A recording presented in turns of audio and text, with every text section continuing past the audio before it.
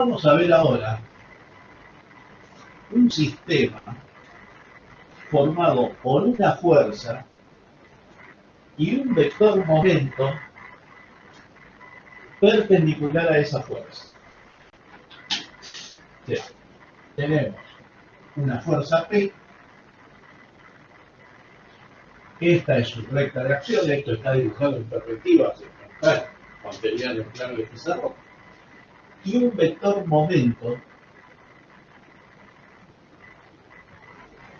perpendicular a la fuerza. Ese vector momento, definido así, no es el momento de una fuerza respecto de un punto. Porque para que sea momento de una fuerza respecto de un punto, tendría que indicar de qué fuerza es y respecto de qué punto. Menos puede ser el momento de esta fuerza P respecto de un punto de la recta de acción de P, el momento de una fuerza respecto de un punto que está sobre su recta de acción, vale cero. O sea que este sistema formado así, este sería el caso C. Se trata de una fuerza y una cupla, y un par. Si el vector momento es perpendicular a P, la cupla termina siendo copla con P. Ahora voy a hacer coincidir con el plano del pizarrón el plano que contiene a P y es perpendicular a F.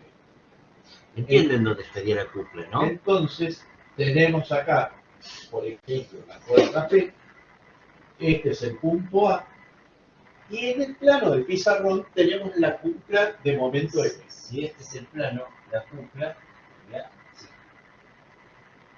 Que ahora rebato ese plano haciéndolo coincidir con el plano del pizarrón. ¿Está? ¿Cómo puedo representar esa cupla? De infinitas formas. Una de las formas sería mediante estas dos fuerzas F, separadas una distancia de su 1, tal que M igual a F por D sub 1. Si el sentido de M es saliente del pizarrón, la cupla tiene que girar en sentido horario. Ahora, yo esta cupla la puedo modificar y hacer que los módulos de las fuerzas sean iguales a P.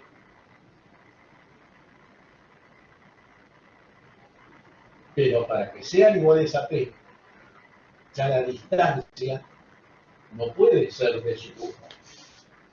La distancia será una distancia D. P por D. ¿Cómo calcular esta distancia D? Es muy fácil. Conozco M, conozco el módulo de P, D va a ser igual a M dividido P. Yo esta cupla ahora, estas dos fuerzas P, las puedo girar y hacerlas que coincidan con la dirección de P. Perdón. Retomando esto. Entonces nosotros podemos girar esas fuerzas P y hacer que coincida la dirección con la dirección de la fuerza P que teníamos. Y podemos hacer coincidir con la recta de acción de P la fuerza que tiene sentido opuesto a ella, que es esta. Y entonces tenemos por acá la fuerza P con este sentido y a esa distancia D la otra fuerza P con este sentido. Esto termina siendo la distancia D que teníamos acá. Y estas dos fuerzas son dos fuerzas opuestas. O sea, tienen la misma intensidad, la misma recta de acción y sentido contrario. O sea que estas dos fuerzas equivalen a un sistema nulo. ¿Y qué es lo que obtenemos? La fuerza P. Ahora, resultante de este sistema de una fuerza y una cúpula. Esa resultante tiene la misma dirección, el mismo sentido que la fuerza P, el mismo módulo, pero su recta de acción trasladada esta distancia B. Que esa traslación sea hacia un lado o hacia el otro, depende del sentido de P. Como en este caso la cúpula giraba en sentido horario, la fuerza P nos quedó trasladada hacia la izquierda. Si la cúpula hubiese tenido sentido contrario, giraba en sentido antihorario, la fuerza P la hubiésemos obtenido trasladada hacia la derecha. Aclaremos por las dudas que no quedó bien el dibujo, pero P tendría que ser paralela a P, ¿no? Todas las P tendrían que ser paralelas, ¿no? Por eso yo de estas fuerzas P las giro. Ah, las giraste, no son paralelas entonces. Acá son paralelas. Ah, pensé que querías decir que esa P tenía que ser paralela a aquella. No, no hace falta. Las quito, las traslado haciendo coincidir la fuerza de sentido opuesto a P con la recta de acción de la fuerza P. Perfecto. ¿Está? Cuando una única fuerza es equivalente a un sistema de fuerza, o sea, la fuerza P ahora cuya recta de acción pasa por este punto B, termina siendo equivalente al sistema que teníamos, formado por la fuerza P y la cúpula. Cuando una única fuerza es equivalente a un sistema, a esa fuerza la llamamos la resultante. O sea, esta fuerza P, ahora, cuya recta de acción pasa por este punto B, o sea, trasladada a esta distancia D respecto de la recta de acción de ella, es la resultante de este sistema. Bueno, si se entendió esto, lo que vamos a plantear ahora va a ser muy fácil. Si no se entendió esto, va a ser complicado.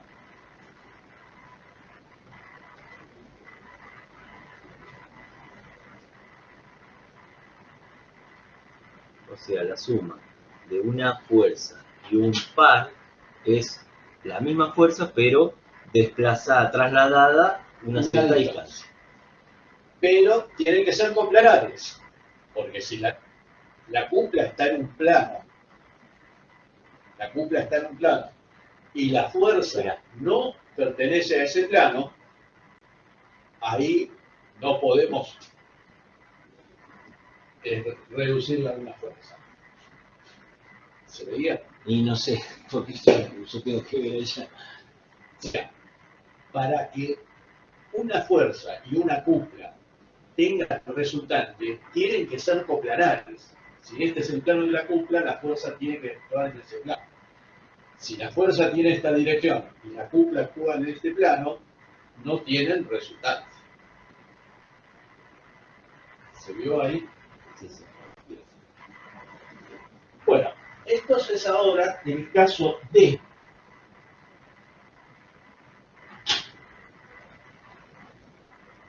va a ser el siguiente. Nosotros tenemos una fuerza P. Esta es su recta de acción, pasa por ese punto A. Y queremos obtener un sistema de fuerzas equivalente a esa fuerza P, pero cuyos vectores pasen por este punto B.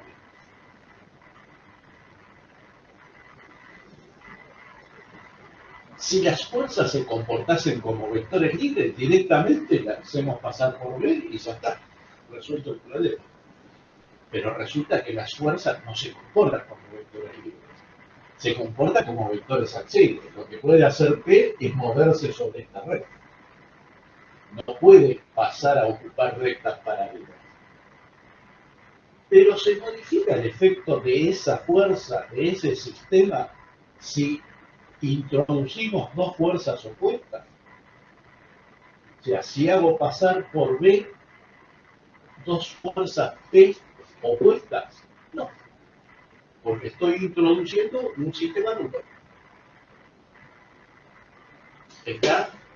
O sea, el sistema formado por estas tres fuerzas es exactamente lo mismo que el sistema de la fuerza original que teníamos P.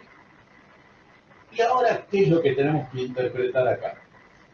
Esta fuerza P y esta fuerza P cuya recta de acción pasaba por A, están conformando ¿qué cosa? una cupla, un par. O sea, que tenemos la fuerza P, cuya recta de acción pasa por B, y la cupla, que voy a dibujar el vector momento, pero si esto está contenido en el plano del pizarrón, ese vector momento sería perpendicular al plano del pizarrón. Y esta cupla es la cupla de traslación. Cuando queremos trasladar una fuerza, nos aparece una cupla de traslación. O sea, es la operación justamente inversa del caso anterior. Antes teníamos una fuerza y una cupla coplanares y obteníamos una única fuerza.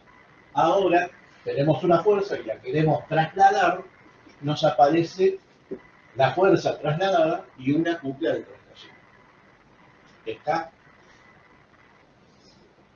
Bueno, vamos a ver ahora el caso E. Profe, ¿y no hay cupla en la primera fuerza? En la que aplicabas en el punto A. Si no había cupla en la primera fuerza. No, nosotros teníamos una sola fuerza, P.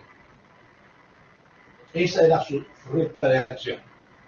Y queremos obtener un sistema de fuerzas equivalente a esa fuerza, pero cuyos vectores pasen por B.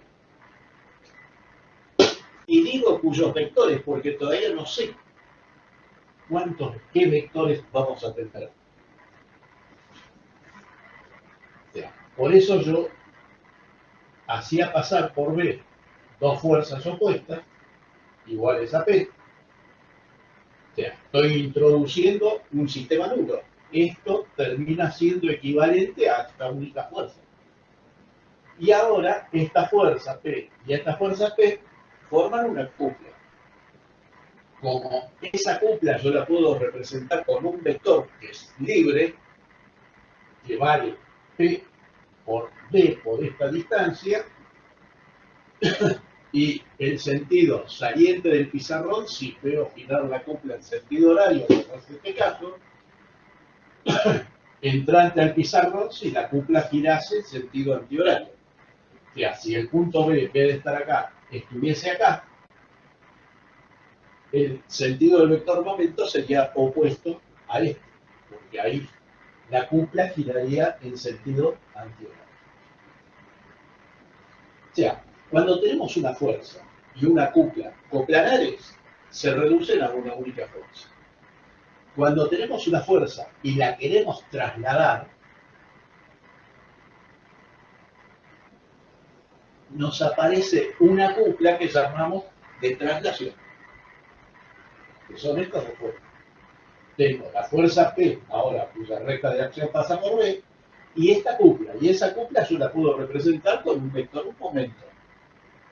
Que si esto está contenido en el plano del pizarrón, el vector momento va a ser perpendicular al plano del pizarrón, por eso no lo podría dibujar. ¿Está entendido?